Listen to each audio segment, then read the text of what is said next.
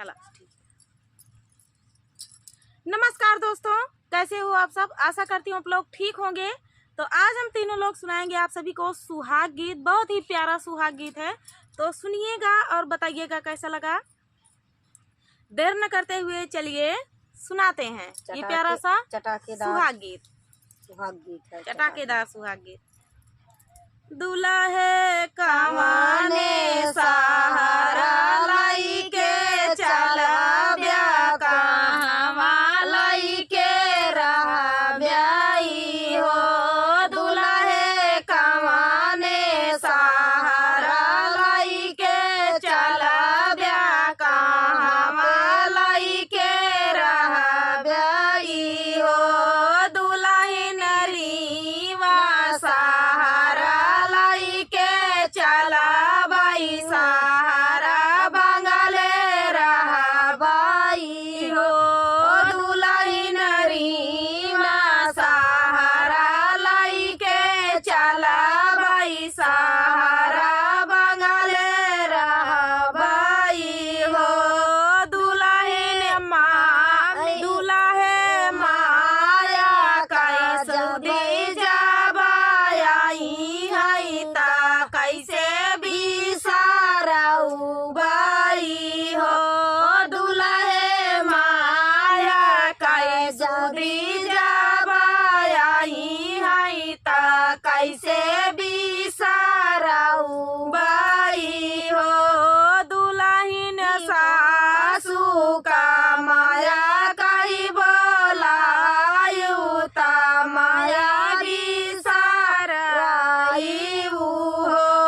दुल्हन सासू का माया कही बोलायु ता माया भी साराई हो। दुल्हे कवाने सहारा लाई के चला ब्या कहवा लाई के रहा ब्याई हो। दुल्हे कवाने सहारा लाई के चला ब्या कहवा लाई के रहा ब्याई हो। दुल्हन रीवा सहारा लाई के चला बाई सहारा बंगले रहा बाई हो। ओ दुल्हन रीवा सहारा लाई के चला बाई सहारा बंगले रहा बाई हो। दुल्हे भाभी कैसे दी जाबाई है ता कैसे भी सारा उबाई हो। दुल्हे भाभी कैसे दी जाबाई है ता कैसे भी सारा उबाई हो। दुल्हन भाभी का भाभी कही बोलायु ता भाभी भी साराई हो। हमारे भाभी का भाभी कही बोलायु ता भाभी भी साराई हो। दुल्हे कवाने सहारा लाई के चला ब्या कहवा लाई के रहा ब्याई हो। दुल्हे कवाने सहारा लाई के चला ब्या कहवा लाई के रहा ब्याई हो। दुल्हन रीवा सहारा लाई के चला बाई सहारा बंगले रहा बाई हो। दुल्हन रीवा सहारा लाई के चला बाई सहारा बंगले रहा बाई हो।